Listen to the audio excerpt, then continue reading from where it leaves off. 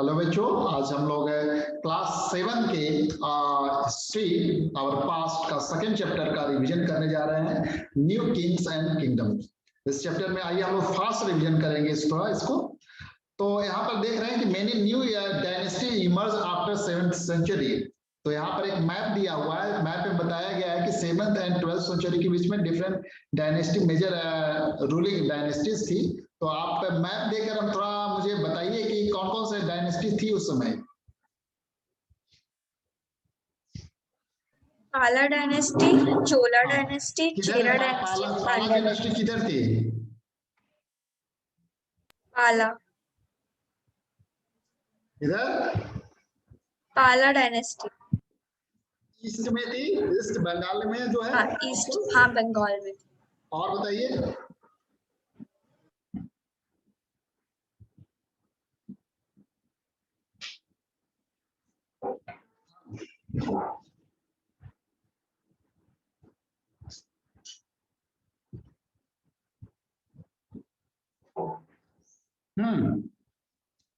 चाहमांस, इधर देखिए, राजस्थान और दिल्ली एंड कश्मीर, आसपास का इलाका था। परामर्श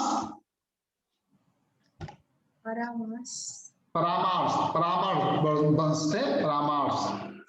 ठीक है, ये यहाँ पर देखिए मध्य प्रदेश के आसपास। चोला साउथ में चोल थे, Cheras and Pandavas, Chola Cheras and Pandava in the south India. यहाँ देखिए कनौज, ये बनारस।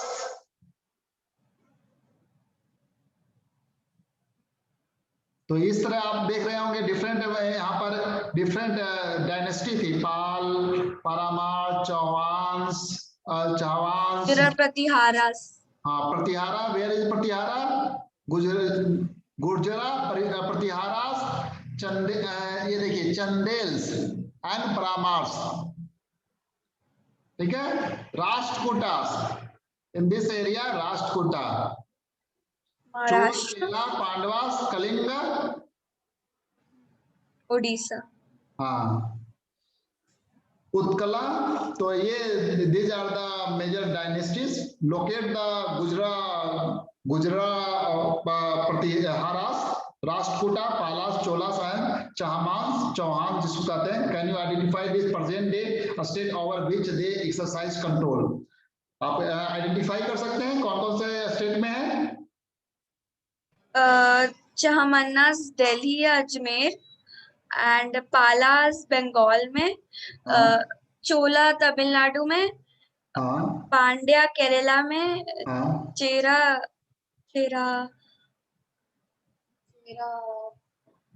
कर्नाटका में।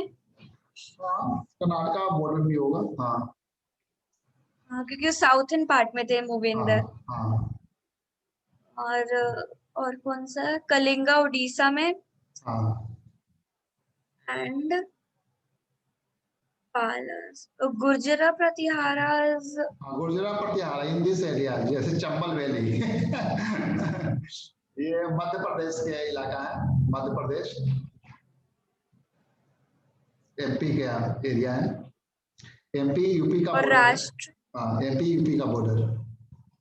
चंदेल्स, ठीक है, कन्नौज। तो ये डायनेस्टी थी। चामांस, पालास, ठीक है, उत्कला, चोल, चेला, पांड्यास, राष्ट्रकूटा, ठीक है। तो ये सब आपको यहाँ पर मेजर डायनेस्टी थी। The emergence of the new dynasties. आप रीड आउट कर सकते हैं सिद्धि? फास्ट रीड आउट कीजिए। By the 7th century, there were big landlords or various chiefs in different regions of the subcontinent. Existing kings often acknowledged them as the subordinates or samantas. They were expected to bring gifts for the kings or overlords. 1 minute, सामंत इसको कहते थे, वहां के जो existing king थे, ठीक है, उसको सबऑर्डिनेट या सबऑर्डिनेट भी होते थे, उनको सामंत कहते थे। हाँ, next. They were expected to bring gift for their kings or overlords.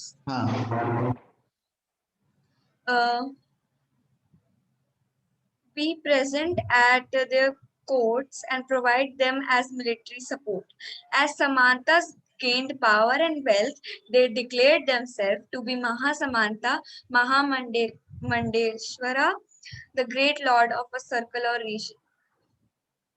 यहाँ पर आप देख रहे हैं कि ये जो सामंत थे अपने बड़े किंग को गिफ्ट करते थे।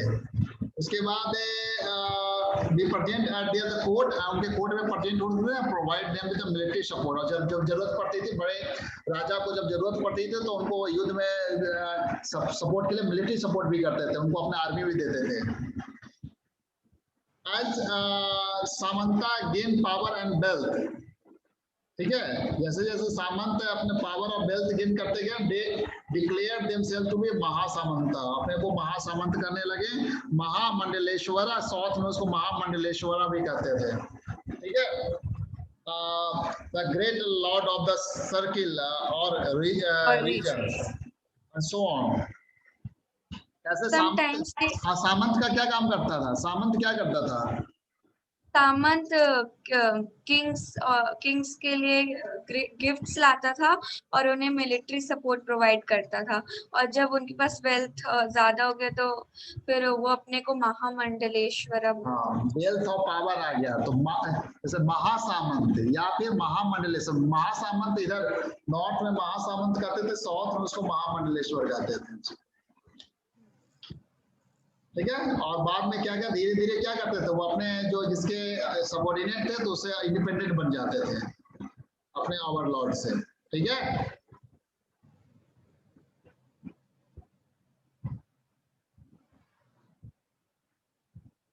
One such instance was that of the Rashtrakuta in the Deccan. Deccan में क्या हुआ? राष्ट्रकूटा इनिशियली वो चालुक्य जो थे, जो कर्नाटका में थे, उनके सामंत थे।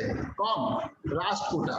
लेकिन मिड 8th सेंचुरी एक नाम था राजा का, दंती दुर्ग, ठीक है, Dantidurga. Rashtrakuta chief overthrew his Chalukya overlord and performed a ritual called a हिरण्यगर्भा, एक रिचुअल करवाया जिसमें माना जाता है, लिटरली इसका मतलब है गोल्डन बॉम्ब, ठीक है।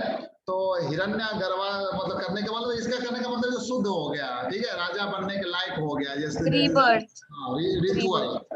When the ritual was performed with the help of the Brahmana, it was thought to lead to the rebirth of the sacrificer as a Kshatriya, even he was not one by the birth. Kshatriya नहीं था लेकिन माना जाता था कि वो Kshatriya बन गया। In other cases, men from enterprising families use their military skills to carve out kingdom, ठीक है। कुछ दूसरे केसेस में जो इंटरप्राइजिंग फैमिलीज थे, जो बड़े बड़े व्यापारी थे, ठीक है, ट्रेडिंग जो करते थे, बिजनेसमैन पर्सन थे, वो भी अपना मिलिट्री रखते थे। मिलिट्री स्किल से धीरे धीरे राजा की ताकत को कम कर दिया वो लोगों ने। फॉर इंस्टांस द कदम्बा, ठीक है, मौर्य मयूर श्रवण, Kadamba Mayur Shaman, a king, and the Gujarala Pratihara, Hari Chandra, they are Brahmanas who gave up their traditional profession. क्या वो क्या कहते, अपने ट्रेडिशनल प्रोफेशन छोड़ दिया and took to arm successfully, और अपने अपने सेना इकट्ठा कर लिया, आर्मी इकट्ठा कर ली, अपने अपना आर्म लेके उन्होंने एक सक्सेसफुली एक किंगडम स्टैब्लिश किया है कर्नाटका में एंड राजस्थान में रेस्पेक्टिवली, ठीक है। क्या था नाम, क्या था?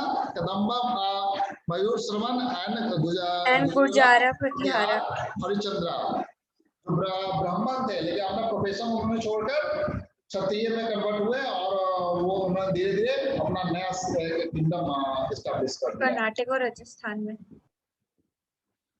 Question, one more question. Do you think being born as a Kshatriya was important in order to become a ruler during this period?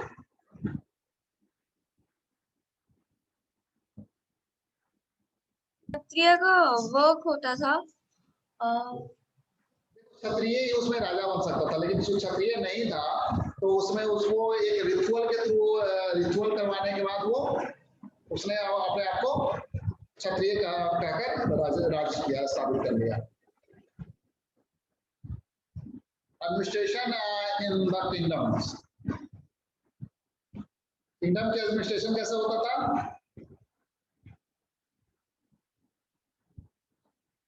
इसमें बहुत से जो किंग्स थे जो है उन्होंने हाई साउंडिंग टाइटल्स उन्होंने मिल रखा था। उनका टाइटल का नाम क्या था?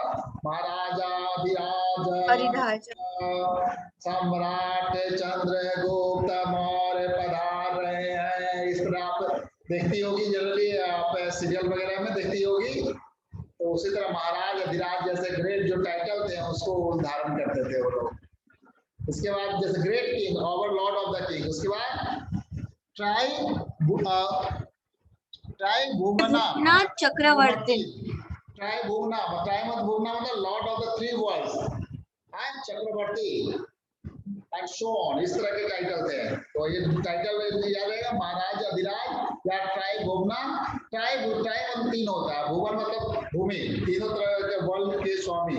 चक्रवर्ती, चक्रवर्ती का मतलब सम्राट, मतलब सब तरफ विजय उसका चक्र फहरा रहा हो। However, in spite of such claims, they often share power and their samantas as well as with the association of the Fijian traders and brahmanas. ठीक है?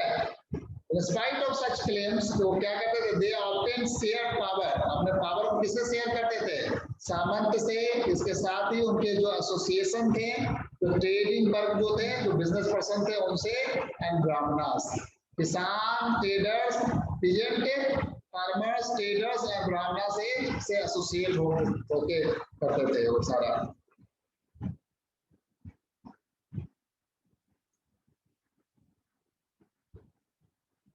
In each of these states, resources were obtained from the producer, that is the peasant, cattle keepers, artisans who were often persuaded or compelled to surrender part of what they produced. Sometimes these were claimed as rent due to lord who asserted from he owned the lord. Revenue was also collected from traders.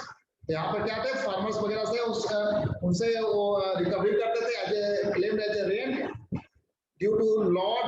उन्होंने order देते थे कि वो land को own करे, उसके बदले में उनसे कुछ रिकवरी करते थे। Revenue was also collected from traders, और ट्रेडर जो बिजनेस पर्सन थे उनसे भी टैक्स कलेक्ट करते थे। 400 टैक्सेस यहाँ पर पढ़िए आप। The inscription of the Cholas who ruled in Tamil Nadu refer to more than 400 terms for different kinds of taxes. The most frequently mentioned tax is veti, taken not in cash but in form of forced labor, and kadamai or land revenue. There were also tax on thatching the house, the use of ladder to climb palm trees, a cess on succession to family prosperity, etc. तो different taxes भरते थे। Force level जो बेगारी करवाते थे लोग से, कदामनी हो गया, और लैंड रेवेन्यू रिकवर करते थे। उसके बाद हाउस पर टैक्स लगाते थे, ठीक है, जो ट्री वगैरह रखते थे तो उससे टैक्स लेते थे। इसी तरह बहुत से सक्सेशन टू फैमिली प्रॉपर्टी, एक फैमिली के मरने के बाद दूसरे, मतलब एक के बाद दूसरे फैमिली में जो टैक्स ले जाए प्रॉपर्टी जाता था इनहेरिटेंस में, तो उस पर भी टैक्स लेते थे। टैक्सेस अभी भी बहुत से टैक्सेस में अभी भी है। हाँ, नीचे करिए record. These resources were used to finance the king's establishment as well as for construction of temples and forts. They were also used to fight wars, which were in turn expected to lead the accumulation of wealth in the form of plunder and access to land as well as trade routes. ठीक है, तो ये जो resources लेते थे उसका use क्या करते थे? To finance the king establishment. बड़े बड़े महल बनवाते थे राजा के लिए, साथ ही उनके टेम्पल्स कंस्ट्रक्ट करते थे, उनके फोर्ट को कंस्ट्रक्ट करते थे। They were also used to fight war, ठीक है, युद्ध करने में एक दूसरे राजा को जीतने में, which were in turn expected to lead to the acquisition of the wealth in the form of the plunder and access to the land as well as trade routes। इसके लिए लोग युद्ध करते थे तो उनके भूमि पर उनका अधिकार हो जाए, उनके लैंड पर अधिकार हो जाए, उनके नदी तालाब सब ट्रेड रूट पर उनका कंट्रोल हो जाए, जिससे ज्यादा टैक्स रिकवरी हो जाए। The functionaries for collecting revenue were generally recruited from the influential families, और उनके जो कलेक्टर जो होते थे, जो रेवेन्यू कलेक्ट करते थे, वो इन्फ्लुएंशियल फैमिली से बिलोंग करते थे, रिक्रूट किए जाते थे, and position were obtain heredity, बताइए कि पिता का पुत्र, उसका पुत्र, इसी तरह हेरिडिटी में वो पोजीशन चले जाते थे. This was true about the army as well. In many cases, close relative of the king held this position. बहुत से केसेस में close relative जो होते थे किंग का, वो इस पोजीशन को हेल्ड करते थे.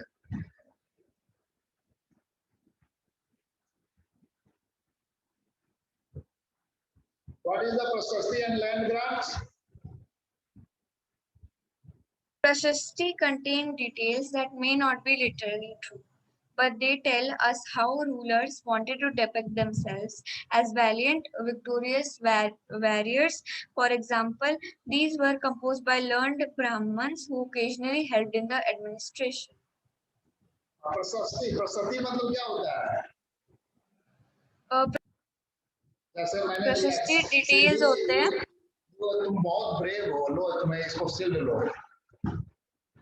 ठीक है? तो जैसे प्रशस्ति कंटेन डिटेल मतलब दैट में नॉट बी लिटरेरी ट्रू, हालांकि लिटरेरी ट्रू नहीं रहता था कि तुम वायुपुत्र हो, ये हो, चक्रवर्ती हो, तुम वीर योद्धा हो, इस तरह की चीजें प्रशस्ति उनके.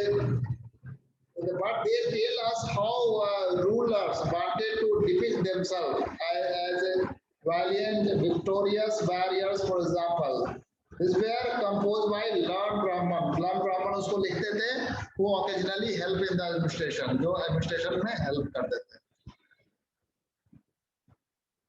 Achievement of the Nagavatta बताइए.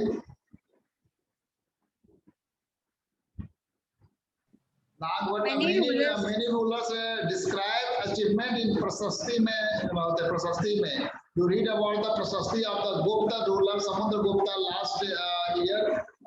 मतलब एक प्रशस्ति है समुद्रगुप्त का, गुप्त वंश का रूलर था.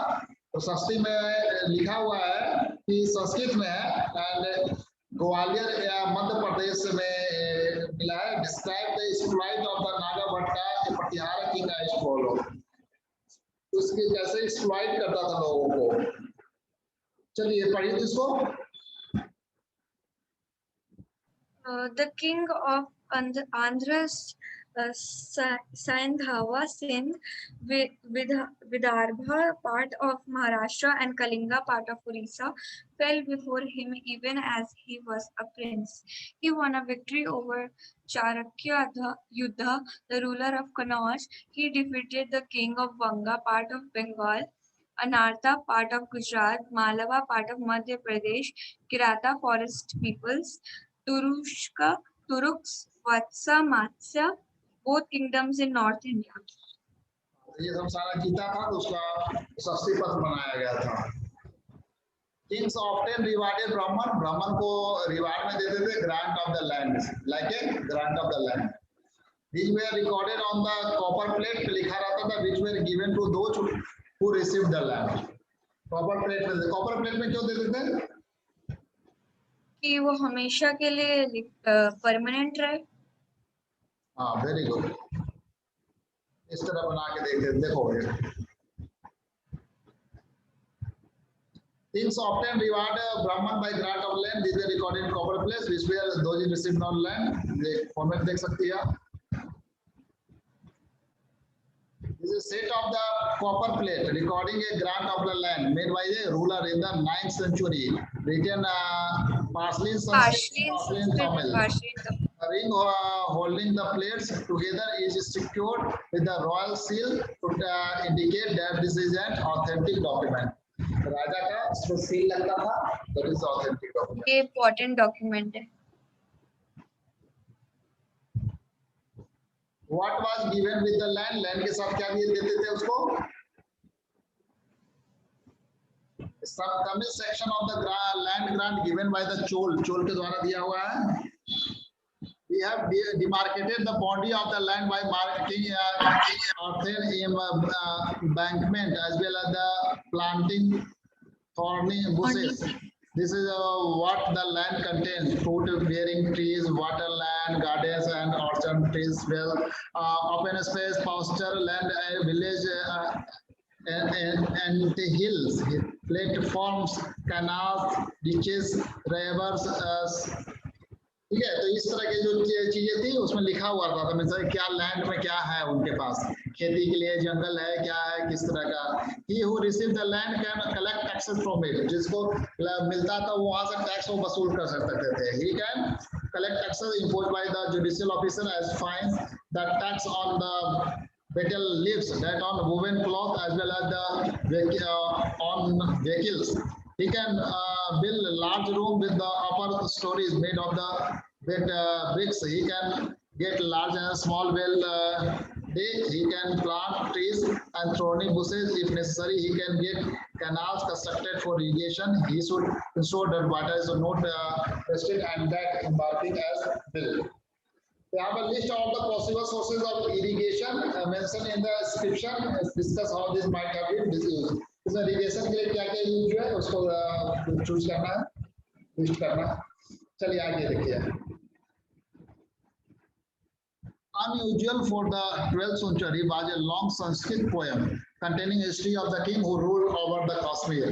It was composed by an author named Kalhana. Kalhana यहाँ पर पोएट था, एक कश्मीर का पोएट था, तो कश्मीर के बारे में उसने बहुत सारा लिखा था. He used to variety of the sources including inscription, document, eyewitness accounts, and earlier stories to write his account. Unlike the writers of the Prasastis, he was often critical about the rulers and their policies. ये राजा के policy को भी critic करता था वो. ठीक है. Warfare for the wealth. क्या होता था, लोग वेल्थ के लिए एक दूसरे पर चढ़ाई करते थे, लड़ाई करते थे. warfare. You may have noticed that each of these ruling dynasty was based in the specific region. At the same time, they tried to control other area. One particularly prized area was the city of the Kannauj in the Ganga Valley. For centuries, rulers belonging to the Gujarala, Pratihara, Rashtrakuta, and Pala dynasty fought for control over Kannauj. कौन-कौन थे? Rashtrakuta, Gurjara, Pratihara, and Pala dynasties. ठीक है, because the तीन party थे, इसलिए long drawn conflict करते रहते. कौन से जमीन के लिए करते थे ये? कन्नौज के लिए. कन्नौज के लिए करते थे. Historian in the long conflict, historian often describe it as the tripartite struggle. इसके बीच ट्राइपार्टाइट स्ट्रगल होता था. Rashtrakuta, Gurjara, Pratihara, and Pala dynasty. I will see. यहाँ पर कुछ आगे दिया हुआ. Rulers also try to demonstrate their power and resources by building large temples. So when they attack one another kingdom, they often choose to target temples, which were sometimes extremely rich. उसका temple बहुत rich होता था, तो temple भी आक्रमण करते थे, तो वहाँ से ज्वेलरी वगैरह थे उसको लेके चले जाते थे. One of the best known of the such rulers is the Sultan Muhammad Ghazni. Ghazni का नाम सुना है? नहीं. सुन लो, क्वेश्चन आएगा. सुल्तान अरबिक टर्म रूलर को सुल्तान कहते थे अरब में. तो सुल्तान मोहम्मद अफगानिस्तानी था. Afghanistan. He ruled 997 to 1030 and extended control over part of the Central Asia, Iran, and northern western part of the subcontinent. ध्यान दीजिएगा इस पे. He raided the subcontinent almost every year. हर साल कहते हैं कितनी बहुत बार आक्रमण किया. Raided मतलब क्या? Raided मतलब आक्रमण करना, अटैक करना, रेड मारना. कहते हैं रेड मार दिया. ठीक है. He raided the subcontinent almost every year. His target were wealthy temples. उसका टारगेट क्या था? गजनी ने कहते हैं ना 17 बार भारत पर आक्रमण किया. ठीक है. यहाँ पर देखो ऑलमोस्ट हर साल आक्रमण करने आ जाता था. तो उसका एक ग्रेटेस्ट टेम्पल था सोमनाथ मंदिर. कहाँ पे? सोमनाथ, गुजरात में. वहाँ पर much of the wealth, Muhammad carried away was moved to create a splendid capital city at the Ghazali. उसकी राजधानी कहाँ थी? मोहम्मद गजनी की, महमूद गजनी की। क्या? महमूद गजनी की कैपिटल कहाँ थी? गजनी में। हाँ, वहाँ लेके चला जाएगा। Sultan Mahmud was also interested in finding out more about the people who he conquered and interested a scholar name उसका एक scholar इंटरेस्टेड मतलब? इंटरेस्टेड मतलब दिया था, कार्यभार दिया था, किसी को काम सौंपना, इंटरेस्टेड। स्कॉलर नेम अल बुर्नी, ठीक है, अल बुर्नी एक राइटर था, उसके साथ रहता था। To write an account of the subcontinent, the Arabic work known as the Kitabul Hind. Kitabul Hind किसने लिखा? अल बरूनी। हाँ, याद रखना। Remains an important source for the historian. He consulted Sanskrit scholar to prepare this account. Other kings were engaged in the warfare, included the Chahmans, later known as, उसी को चौहान को बाद में चौहान कहते थे। लास्ट राजा इसका पृथ्वीराज चौहान था, who ruled over the region around the Delhi and Ajmer. They attempted to expand their control through the west and the east, and they were opposed by the Cholak of the Gujarat and the Gahadavala. एक minute रुको,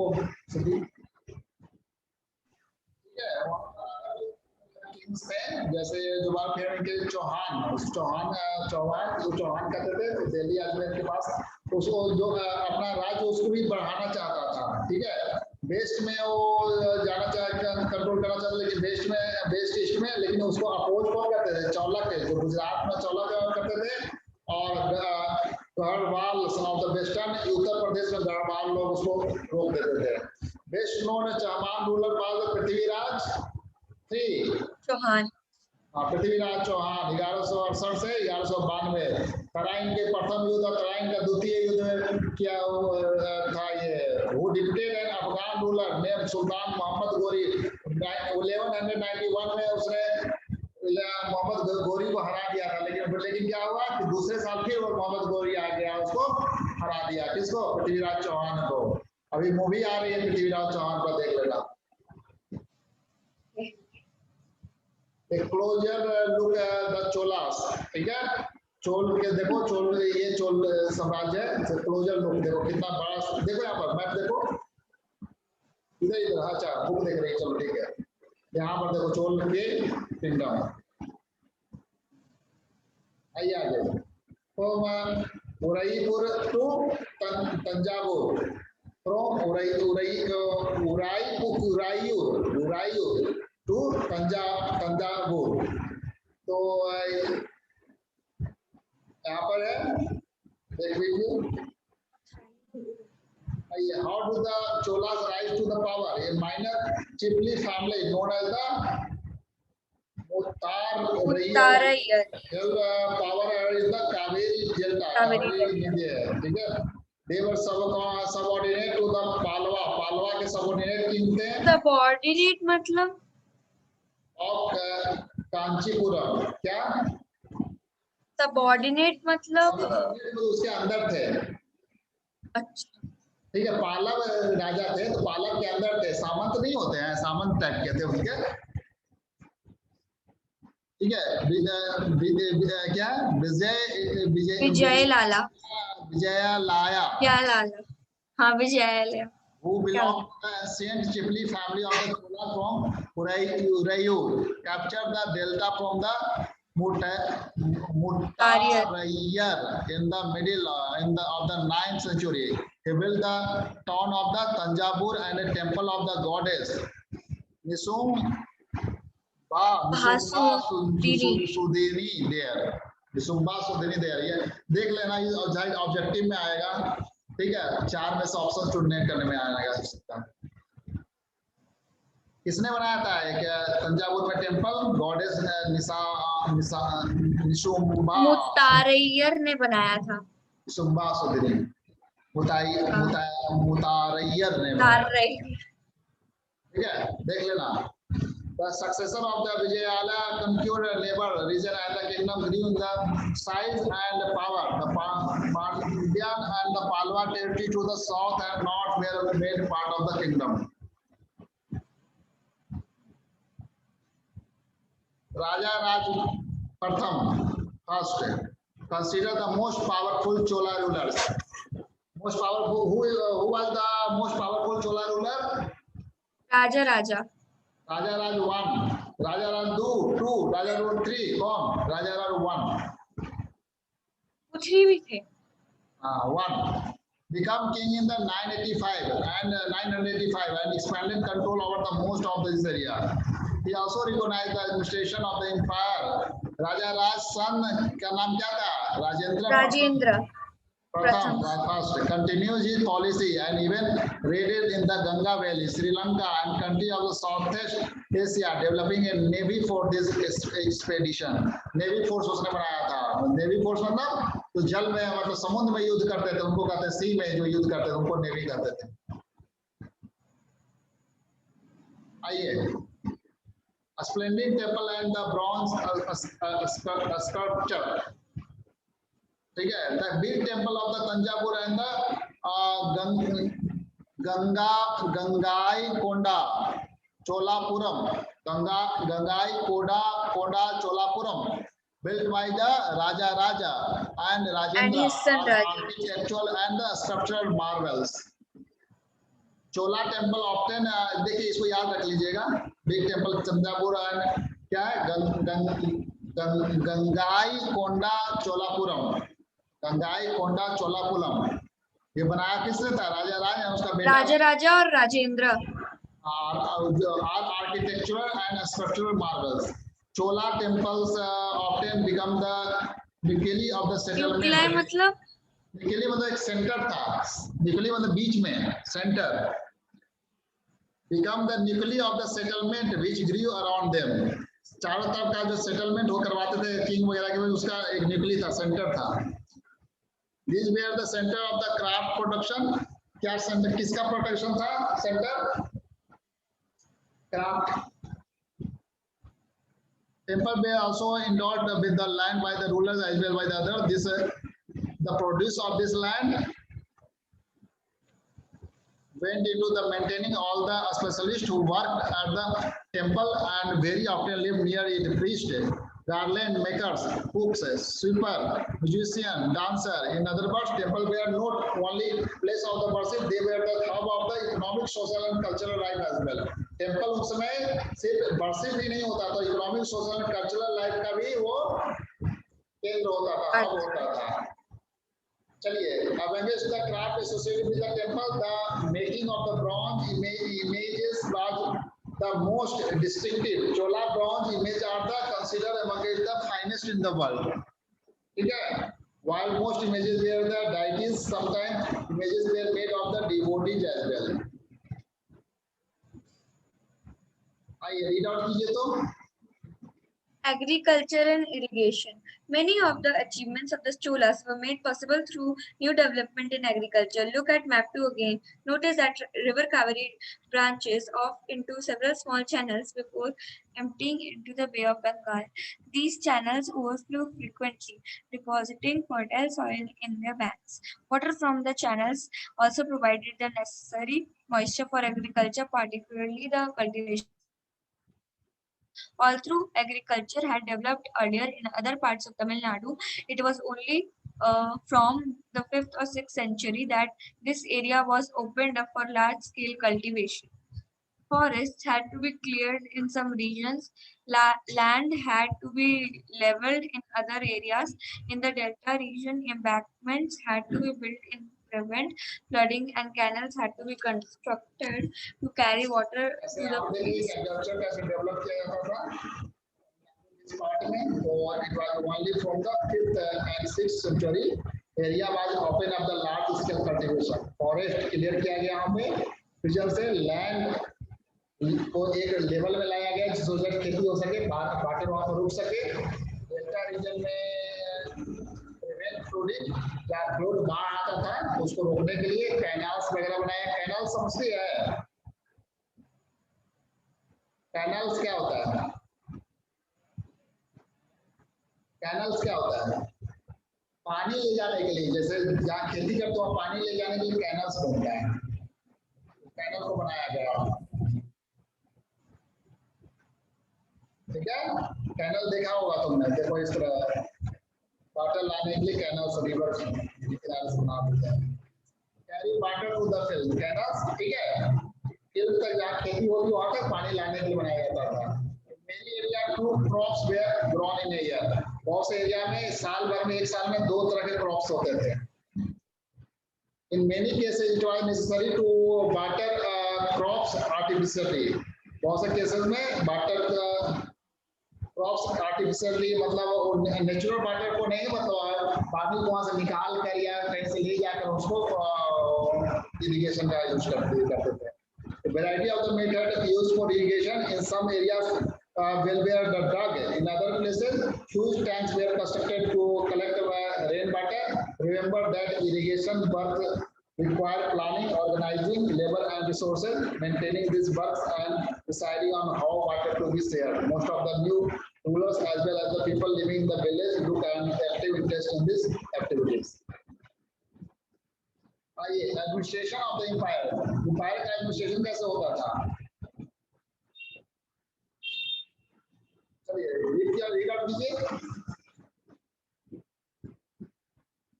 Nice. Settlements of peasants known as became prosperous with spread of irrigation agriculture.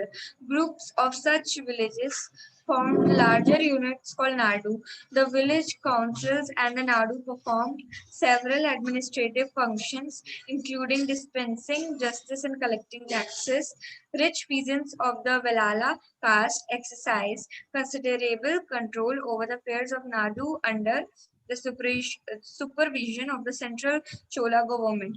The Chola king gave some rich landowners titles like Muvenda Velan, a Velan or peasant serving 3 kings, a Rayar chief, etc. as markets of respect and entrusted them with important offices of the state at the center. We have seen that Brahmins often receive देखिए यहाँ पर settlement of the peasant, वो क्या कहते थे? become prosperous with the speed of the irrigation agriculture. Groups of the such village form larger units. वो क्या कहते थे? Nadu. याद रखिए, क्वेश्चन आ सकते हैं। नाडू कैसे कहते थे? The village council and the Nadu performed several administrative functions, including dispensing justice and collecting taxes. ठीक है, जस्टिस देते थे, लोगों का झगड़ा सुलझाते थे और टैक्स कलेक्ट करते थे। तो नाडू और विलेज काउंसिल मिलके, ठीक है। तो आजकल पंचायत कैसे होते हैं उसी तरह। जो रीच पीजेंट थे of the Vellala caste exercise considerable control over the affairs of the Nadu. Nadu पे वो कंट्रोल करते थे under the supervision of the central Chola government, Chola government के अंदर। तो इसके अंदर ये थे रिच पीजेंट थे और द बेलाला कास्ट होते थे, वो नाडू पे कंट्रोल करते, सुपरवाइज करते थे। Chola king gave some rich land owners title like, कुछ रिच लैंड ऑनर को टाइटल देते थे। क्या नाम, टाइटल का नाम था वो? Muvenda Velan. Muvenda Velan, a Velan or pigeon serving 3 king, ठीक है। Rayar was chief, etc. A markers of respect, मतलब as a marker of the respect उसको मतलब टाइटल देते थे। And entrusted them with the important offices of the state at the center, और उसको बहुत से पोस्ट उसको ऑफर करते थे। टाइप्स ऑफ द लैंड यहाँ पे देखो, Chola inscription mention several category of the land. नाम है Belangvai, Bagai, Velan Bagai, land of non-Brahman peasants, non-Brahmana proprietors होते थे इसमें, और ब्रह्माद्या ब्राह्मण की ब्रह्माद्या, ये तो याद हो जाए ब्राह्मण से, ठीक है। नॉन ब्राह्मण को याद रखना, बेलान बगाई और साला भोगा एस से स्टार्ट होता है तो land for maintenance of school. Temple के लिए देवा दाना, दाना देवादान, देव मतलब देवता होता है, तो देवादान देवता होता है तो टेम्पल्स।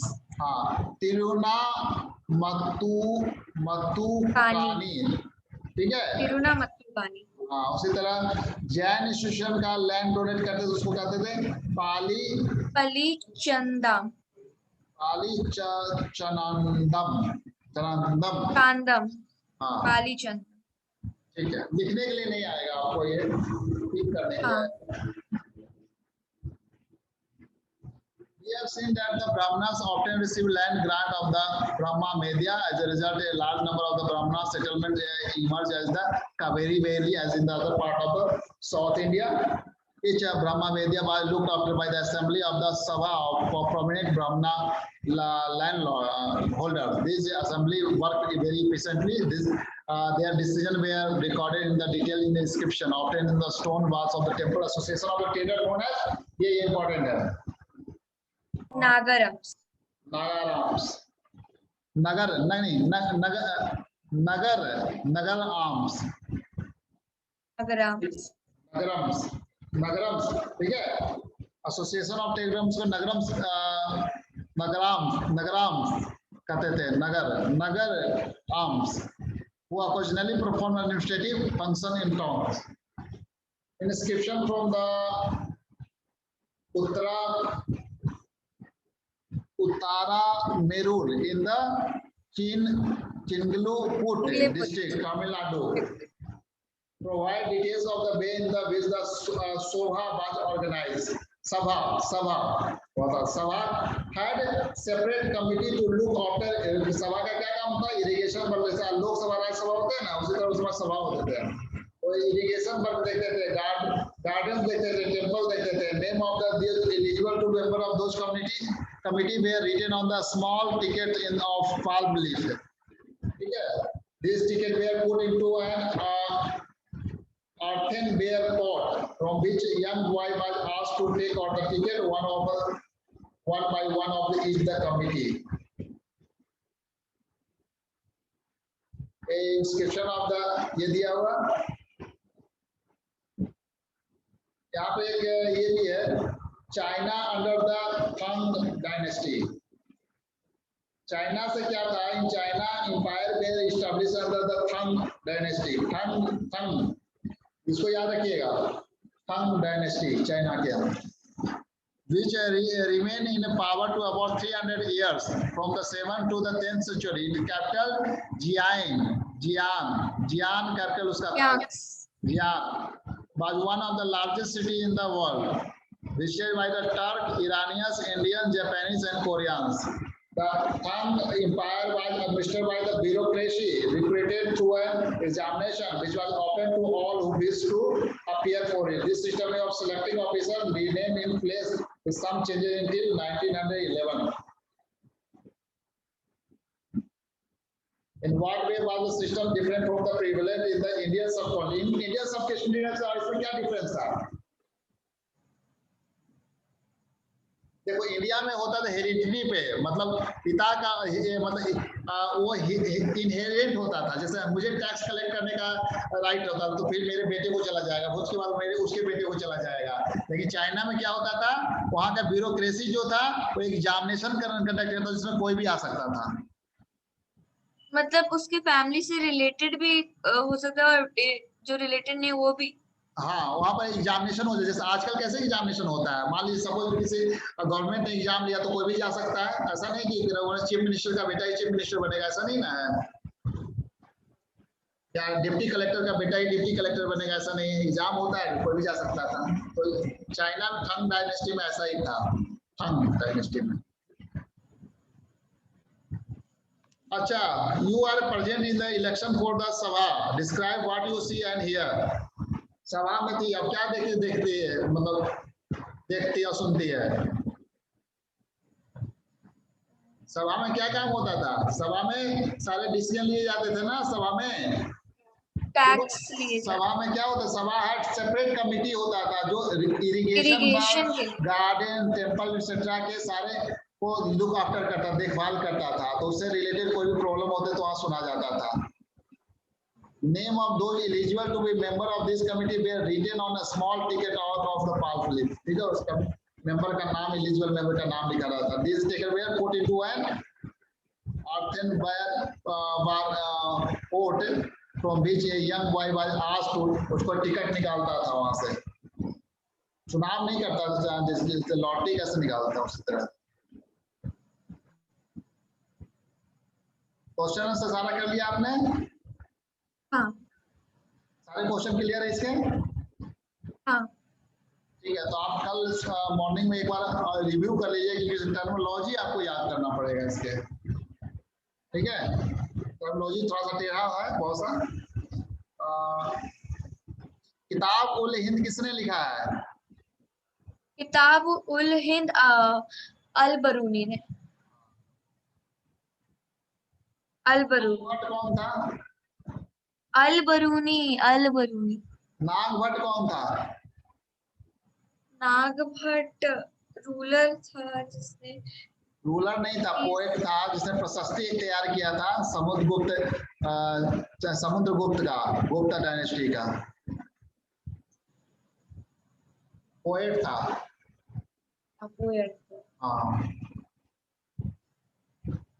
प्रशस्ति क्या होता था? प्रशस्ति डिटेल होते थे जिसमें जो इंफॉर्मेशन थी वो हमेशा ट्रू नहीं होती थी। चलिए, मोस्ट ऑफ अभी भी बहुत से टैक्सेस वगैरह अभी हैं इसमें, जैसे हाउस टैक्सेस वगैरह जो होते हैं, कादमाई। हाँ, नहीं ये नहीं है, कदामनी या फोर्स लेबर का खत्म कर दिया गया है ना, वो तो पहले। लैंड रेवेन्यू है अभी भी, मालगुजारी जिसको कहते हैं, रेवेन्यू रिसिप्ट।